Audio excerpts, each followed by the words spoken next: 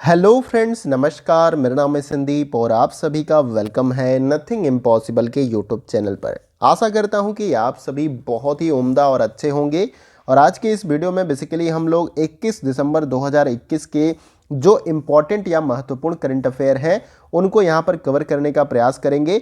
और ये current affair जो है आपके ऑल एग्जाम के लिए इम्पॉर्टेंट है, यानी कि आप एसएससी की तैयारी कर रहे हैं, वनडे एग्जाम तैयारी कर रहे हैं, किसी भी स्टेट पुलिस की अगर आप तैयारी कर रहे हैं, इवन किसी भी एग्जाम की अगर आप तैयारी कर रहे हैं, तो वहां पर 4 से 5 क्वेश्चन आपको करंट अफेयर के देखने को मिल जाएंगे। इतना महत्वपूर्ण करंट अफेयर आपका होता है। और जैसे देखा जा रहा है धीरे धीरे कि इसकी क्वांटिटी बढ़ाई जा रही है, यानी करंट अफेयर के क्वेश्चन की क्वांटिटी आपके एग्जाम में क्या की जा रही है, बढ़ाई जा रही है, क्योंकि हर दिन जो है कुछ नया मिल रहा है एग्जामिनर को। इसलिए करंट अफेयर जो हो वो ज्यादा से ज्यादा जो है आपके एग्जाम के पेपर में डालने का प्रयास करें। तो 4 से 5 क्वेश्चन अगर आपको कवर करने हैं अपने एग्जाम में, तो आपको डेली बेसिस पे करंट अफेयर तैयार करना होगा। और हम प्रयास कर रहे हैं कि आपको डेली के डेली जो है इंपॉर्टेंट करंट अफेयर प्रोवाइड किए जाए, लेकिन बीच बीच में मैं आपको प्रोवाइड नहीं कर पा रहा हूं कुछ कारणोंवश। लेकिन मैं रेगुलरली अब प्रयास करूंगा कि आपको करंट अफेयर की वीडियो मैं किसी भी हाल में प्रोवाइड करूं। तो चलिए फ्रेंड, वीडियो को स्टार्ट करते हैं और आज की इस करंट अफेयर को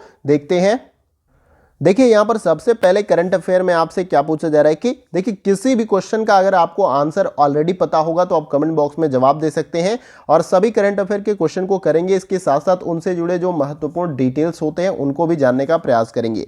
देखिए इसमें पूछा जा रहा है कि कोवोवैक्स का उत्पादन सीरम इंस्टीट्यूट ऑफ इंडिया द्वारा किस टीके के लाइसेंस के तहत किया जाता है। इन चारों विकल्पों में से अगर आपको आंसर पता है तो आप बता सकते हैं। तो यहां पर आपका राइट आंसर हो जाएगा ऑप्शन नंबर बी, नोवोवैक्स वैक्सीन के द्वारा। क्वेश्चन में क्या पूछा गया कि कोवोवैक्स का उत्पादन सीरम इंस्टीट्यूट ऑफ इंडिया किस टीके के लाइसेंस के तहत किया जाता है, तो वो जो है आपका नोवोवैक्स वैक्सीन के लाइसेंस के तहत जो है यहां पर कोवोवैक्स का उत्पादन किया जाता है। किसके द्वारा? Serum institute of India. अब इस क्वेश्चन के जो इंपॉर्टेंट डिटेल्स है उसे भी जानते हैं। देखिए यहां पर सबसे पहले पॉइंट में मैंने आपको क्या बताया कि विश्व स्वास्थ्य संगठन यानी कि WHO, वर्ल्ड हेल्थ ऑर्गेनाइजेशन, इसका कभी कभी तो फुल फॉर्म से भी क्वेश्चन आपसे एग्जाम में पूछ लिया जाता है। तो विश्व स्वास्थ्य संगठन ने जो है भारत में निर्मित कोरोना वायरस वैक्सीन कोवोवैक्स को यहाँ पर आपातकालीन मंजूरी दे दी है। किसने? WHO ने। यानी कि जो भी वैक्सीन होती है, अगर इंटरनेशनल लेवल पर कोई जो वायरस से संबंधित आपका इशू है, तो वर्ल्ड हेल्थ ऑर्गेनाइजेशन जो है आपके वैक्सीन को मान्यता देता है या मंजूरी देता है। तो यहाँ पर इसको मंजूरी मिल गई है।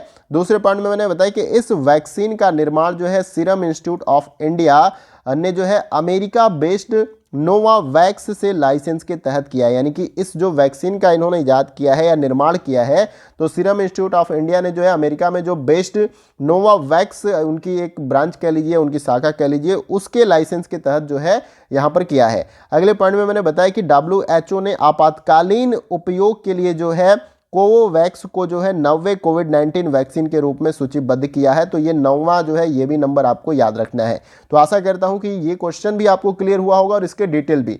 और देखिए ये जो कंपनी है बेसिकली इंडिया की कंपनी है, उसकी ब्रांच जो भी आपके अमेरिका में ये बेस्ड है, उसी के लाइसेंस के तहत जो है यहाँ पर इसको मंजूरी दी गई है विश्व स्वास्थ्य संगठन के द्वारा, वो भी आपातकालीन स्थिति में। तो आशा करता हूँ डिटेल्स क्लियर हुआ होगा। आइए अगला क्वेश्चन देखते हैं। अगला क्वेश्चन हमारा है क्वेश्चन नंबर 2। देखिए इसमें पूछा जा रहा है कि भारतीय प्रतिस्पर्धा आयोग CCI ने हाल ही में किस कंपनी पर 202 करोड़ रुपए का जुर्माना लगाया है। तो ये काफ़ी इंपॉर्टेंट क्वेश्चन है आपकी आगामी परीक्षाओं में, यानी कि ग्रुप डी का भी जो एग्जाम होने वाला है, तो उसमें करंट अफेयर के क्वेश्चन आपको देखने को मिलेंगे। 4 से 5 नहीं, इसकी क्वांटिटी आपको ज़्यादा देखने को मिल जाएगी। तो यहाँ पर जो इसका राइट आंसर हो जाएगा वो है आपका option number C. Amazon company पे जो है इन्होंने 202 करोड़ का जो है यहाँ पर जुर्माना लगाया है। अब इसके डिटेल्स के बारे में आप जान लेते हैं, वहां पर आपको ये भी क्लियर हो जाएगा कि आखिर ये जुर्माना क्यों लगाया गया है। तो आइए देखते हैं इस क्वेश्चन के इंपॉर्टेंट डिटेल्स को। देखिए यहाँ पर सबसे पहले पॉइंट में मैंने बताया कि भारतीय प्रतिस्पर्धा आयोग, जिसको यहाँ पर जो आपका शॉर्ट नेम था CC और I, तो इसका फुल फॉर्म बेसिकली होता है आपका कंपटीशन कमीशन ऑफ इंडिया, जो है इसका पूरा फुल फॉर्म हो जाएगा। हिंदी में यहाँ पर मैंने बताया कि भारतीय प्रतिस्पर्धा आयोग जो इसका फुल फॉर्म है। देखिए इसने जो है फ्यूचर कूपन प्राइवेट लिमिटेड में हिस्सेदारी हासिल करने के लिए अमेजोन के सौदे के लिए अपनी 2 साल पुरानी मंजूरी को निलंबित कर दिया है। इसके साथ ही साथ यहाँ पर CCI ने 2019 में नियामक अनुमोदन की मांग के लिए तथ्यों को छिपाने और झूठ बयान देने के लिए अमेजोन पर 202 करोड़ रुपए का जुर्माना भी लगाया है। तो काफ़ी ये बड़ी रकम है, लेकिन इन बड़ी कंपनियों के लिए बहुत छोटा रकम होता है, क्योंकि इनकी इनकम ही इतनी अरबों में होती है। तो आप सोच सकते हैं कि ये जुर्माना उनके लिए काफ़ी ज़्यादा नहीं है। अगले पॉइंट में मैंने बताया कि अमेजोन ने 2019 में जो है सौदे का हवाला देते हुए रिलायंस के साथ फ्यूचर के सौदे पर आपत्ति जताई थी। और इसी के साथ ही साथ जो है यहाँ पर CCI यानी कि भारतीय प्रतिस्पर्धा आयोग यानी कंपटीशन कमीशन ऑफ इंडिया के द्वारा जो है ये झूठ बयान देने के लिए जो है अमेजोन पे 202 करोड़ रुपए का क्या किया गया, जुर्माना लगाया गया। ये आपको याद रखना है। तो आशा करता हूँ ये क्वेश्चन आपको क्लियर हो गया होगा। आइए अगला क्वेश्चन देखते हैं। अगला क्वेश्चन हमारा है क्वेश्चन नंबर 3।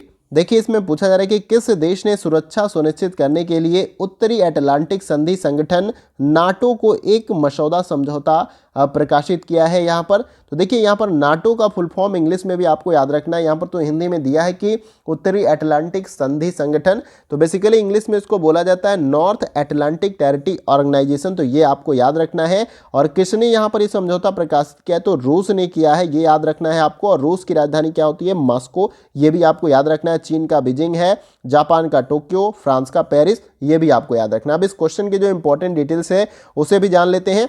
और यहाँ पर एक बात और याद रखिएगा, नाटो को कब स्टेब्लिश किया गया था, तो 1949 में, ये डेट भी आपको याद रखना है। अब आइए इस क्वेश्चन के जो डिटेल्स है उसे जानते हैं।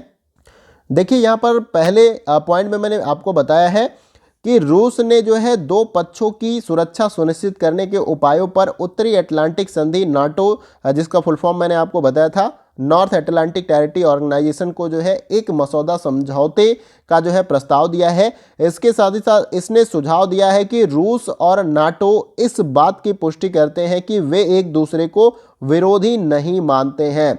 याद रखना है आपको, कौन, रूस और नाटो इस बात की पुष्टि करते हैं कि वो एक दूसरे को जो है विरोधी नहीं मानते हैं। ये हमेशा आपको याद रखना है। बेसिकली याद करने लायक आपको यहाँ पर महत्वपूर्ण ये है नाटो का फुल फॉर्म याद रखिएगा आप, क्योंकि आपके एग्जाम में यहाँ से क्वेश्चन देखने को मिल जाएगा आपका। इसका फुल फॉर्म जो है आपका नॉर्थ अटलांटिक टेरिटरी ऑर्गेनाइजेशन। इसके साथ ही साथ जो ये कब जो है गठन हुआ था इस संगठन का, तो वो आपको याद रखना है 1949, जो कि मैंने अभी ऊपर आपको बताया था। तो इसे आपको याद रख लेना है। आइए अगला क्वेश्चन देखते हैं।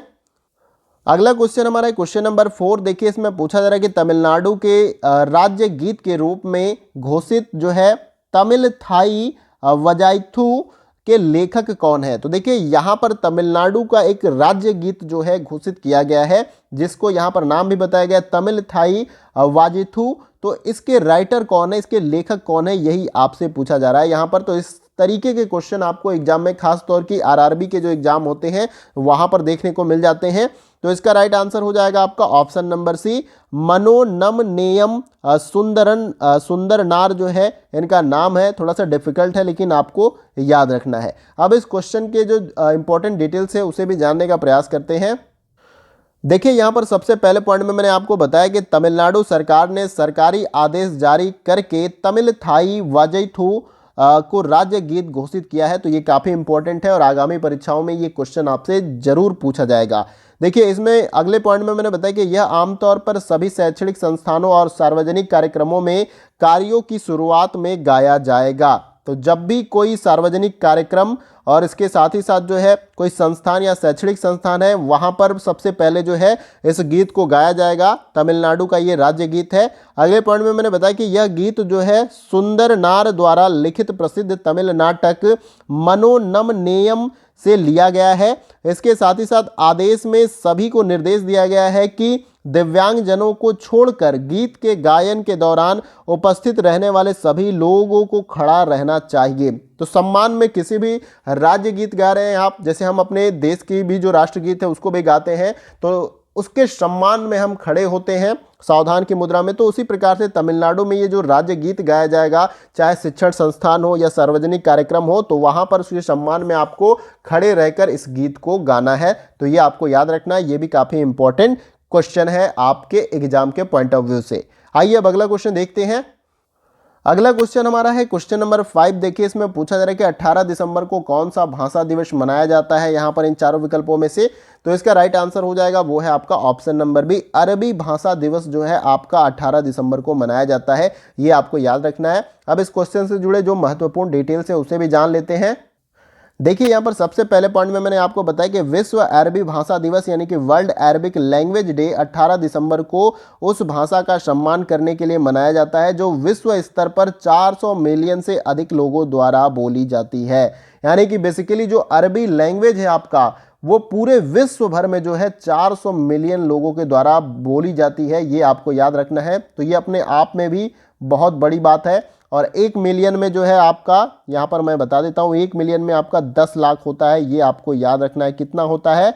10 लाख होता है। इसे आपको याद कर लेना। आप तो मल्टीप्लाई करके आप 400 से यहाँ पर 10 लाख में गुणा कर दीजिए, आपका टोटल यहाँ पर पॉपुलेशन भी निकल जाएगा। तो ये आप करके चेक कर सकते हैं कितने लोग जो है यहाँ पर इस भाषा को बोलते हैं। तो बेसिकली इसी के सम्मान में जो है ये आपका अरबी भाषा दिवस मनाया जाता है। और अगले पॉइंट में मैंने बताया कि संयुक्त राष्ट्र महासभा द्वारा जो है संयुक्त राष्ट्र की 6ठी आधिकारिक भाषा के रूप में जो है अरबी को अपनाने के लिए 2012 से मनाया जा रहा है। तो ये भी काफ़ी इंपॉर्टेंट है आपका कि संयुक्त राष्ट्र महासभा द्वारा संयुक्त राष्ट्र की 6ठी जो है आधिकारिक भाषा के रूप में जो है अरबी को अपनाने के लिए 2012 से जो है मनाया जा रहा है क्या? विश्व अरबी भाषा दिवस 18 दिसंबर को, जो कि मनाया गया। अगले पॉइंट में मैंने बताया कि इस वर्ष विश्व अरबी भाषा दिवस की थीम क्या थी? तो अरबिक लैंग्वेज ए ब्रिज बिटवीन जो है सिविल स्टेशन। ठीक है, तो ये आपका थीम था। इसे आपको याद रखना है क्योंकि थीम से भी काफी क्वेश्चन आपके एग्जाम में देखने को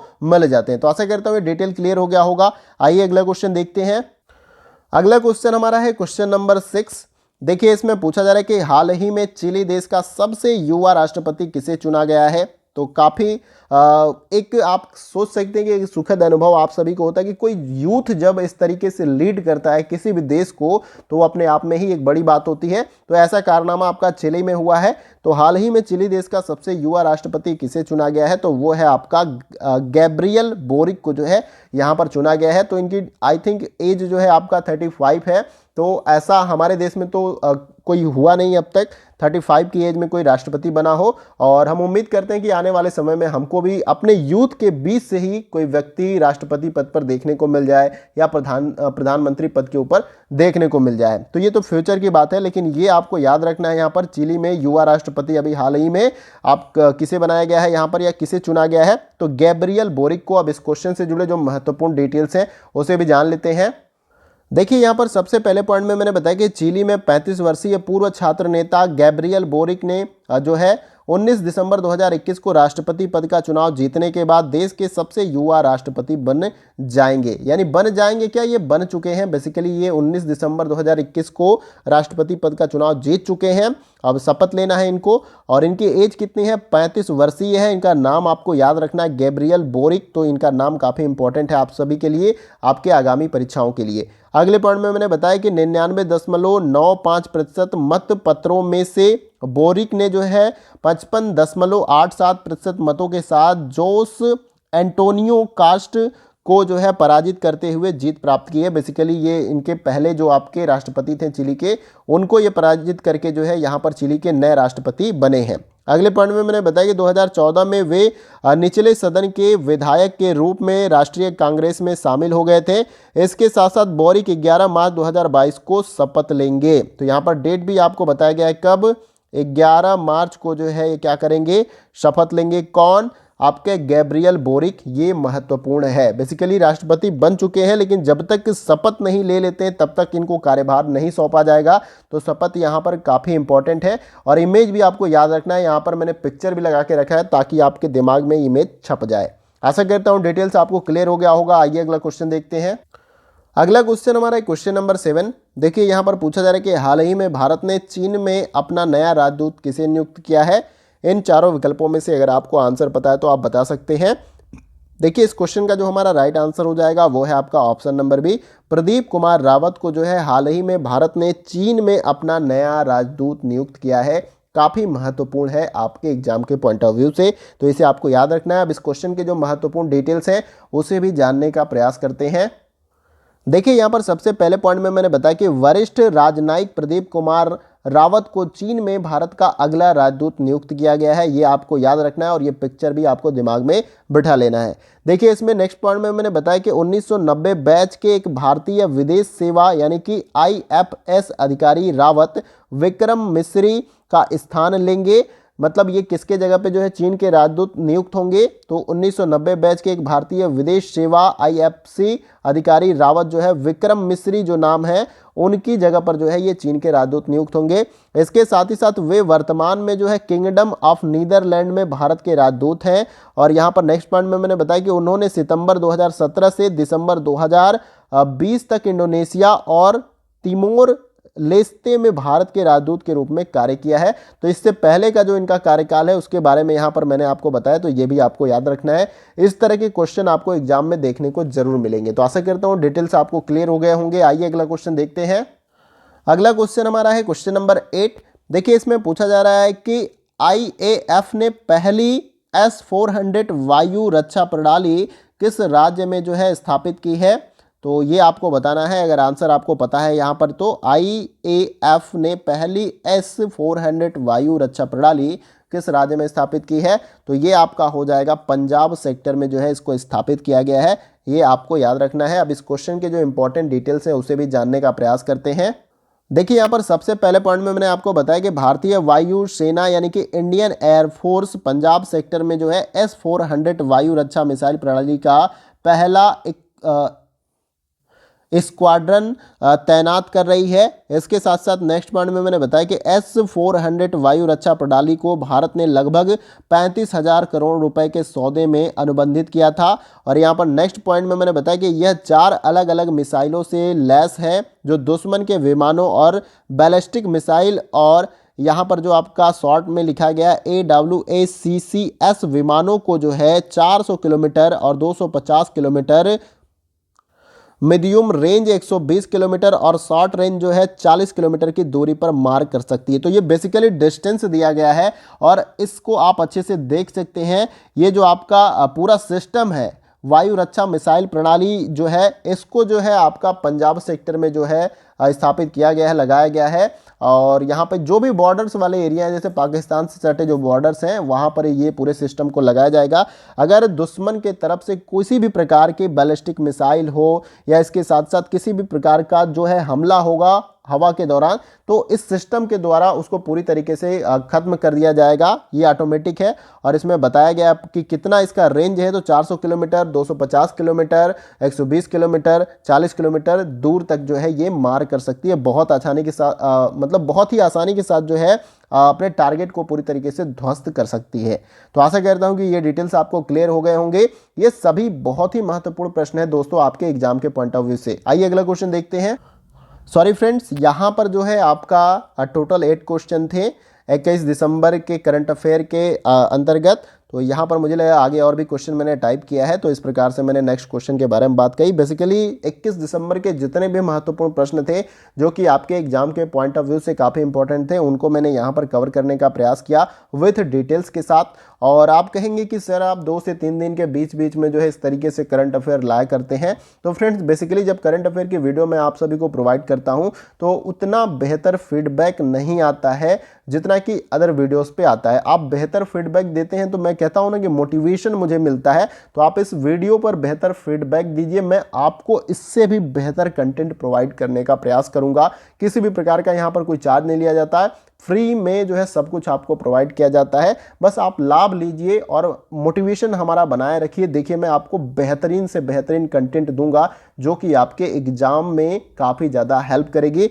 तो इसीलिए आप कह लीजिए कि बेसिकली आपके एग्जाम जो चल रहे हैं उस पर ध्यान रहता है। फिर करंट अफेयर की वीडियो मैं सोचता हूँ कि रेगुलर बेसिस पे आपको प्रोवाइड करूँ, बशर्ते इस पर उतना बढ़िया फीडबैक आप सभी नहीं देते हैं, जिसकी वजह से मेरा मोटिवेशन जो है डाउन हो जाता है, जिसकी वजह से मैं रेगुलर बेसिस पे करंट अफेयर की वीडियो नहीं बना पाता हूँ। तो आप सभी से हम्बली रिक्वेस्ट है, अब जो भी कह लीजिए हर तरह से रिक्वेस्ट मैं आप सभी से करता हूं कि करंट अफेयर पे जो है अपना जो है फीडबैक बेहतर दीजिए। मैं इसको और भी बेहतर, ये जो डिटेल्स आप देख रहे हैं ना, मैं ग्राफ में और कह लीजिए यूं कि माइंड मैप के थ्रू सब कुछ आपको प्रोवाइड करूंगा। थोड़ा सा टाइम उसमें लगता है, लेकिन जब जब आप फीडबैक बेसिकली देते हो तो काम करने के लिए मोटिवेशन मुझे मिलता है, तो मैं ज़्यादा से ज़्यादा आपको बेहतरीन कंटेंट प्रोवाइड कर पाऊंगा। तो करंट अफेयर की वीडियो पे आप जरूर बेहतर फीडबैक दें, मैं आपको कंटेंट बेहतर प्रोवाइड करूंगा। अब ज़्यादा नहीं मैं कहूँगा, जितना मुझे बोलना था मैंने आपको बता दिया। और इसके साथ ही साथ उम्मीद करता हूं कि ये वीडियो का सेशन आप सभी के लिए हेल्पफुल होगा। चाहे आप किसी भी एग्जाम की तैयारी करते हैं, आपको इन वीडियो से काफ़ी ज़्यादा हेल्प मिलेगा। और इनके पीडीएफ भी मैं टेलीग्राम ग्रुप में डाल दूंगा, वहां से आप डाउनलोड कर लीजिएगा। देखिए सारा कुछ सिस्टम जो है पीडीएफ क्रिएट करना फिर वहां पर डालना, ये थोड़ा सा पेचीदा कह लीजिए या समस्या वाला प्रॉब्लम है, लेकिन मैं डालूंगा वहां पर, क्योंकि आपको पीडीएफ के थ्रू भी काफ़ी हेल्प मिलेगा जब एक बार उसे रिवाइज कर लेंगे। तो आशा करता हूं कि वीडियो का सेशन आप सभी को बहुत पसंद आया होगा। तो वीडियो कहीं से भी अच्छा लगे तो वीडियो को आप लाइक कर सकते हैं, किसी भी प्रकार का चार्ज नहीं होता है, लाइक करके आप अप्रिशिएट कर सकते हैं। और लगता है कि वीडियो बढ़िया है तो आप दूसरों को शेयर करें ताकि उनको भी लाभ मिल जाए। और चैनल पर नए हैं तो आप क्या करिए कि चैनल को सब्सक्राइब करिए और उसके बगल में जो बेल आइकन का बटन होता है घंटी का, उससे आप जो है दबा लीजिए, तभी वीडियो की नोटिफिकेशन आपको मिल पाएगी। देखिए जेन्युइन इन्फॉर्मेशन, ऑथेंटिक इन्फॉर्मेशन आपको दी जाती है किसी भी एग्जाम रिलेटेड, और आपके जो कंटेंट भी मैं प्रोवाइड करता हूं वो भी ऑथेंटिक जो है सोर्स से। बेसिकली किसी भी टीचर्स के लिए जो बुक ही रेफरेंस होता है, जिनके बेहतरीन राइटर्स हैं, बेहतरीन बुक्स होती है, उनसे जो है जो डिफिकल्ट लैंग्वेज होता है उसको भी आसान करके आपको प्रोवाइड करने का प्रयास होता है। तो यहाँ पर मैं उम्मीद करता हूँ आप सभी से कि आप बेहतर फीडबैक देकर मुझे दिखाएंगे और आप करेंगे, ऐसा मुझे उम्मीद है। तो आज की वीडियो में बस इतना ही, फिर मिलते हैं अगले वीडियो में कुछ और महत्वपूर्ण करंट अफेयर के साथ। तब तक के लिए जय हिंद, जय भारत।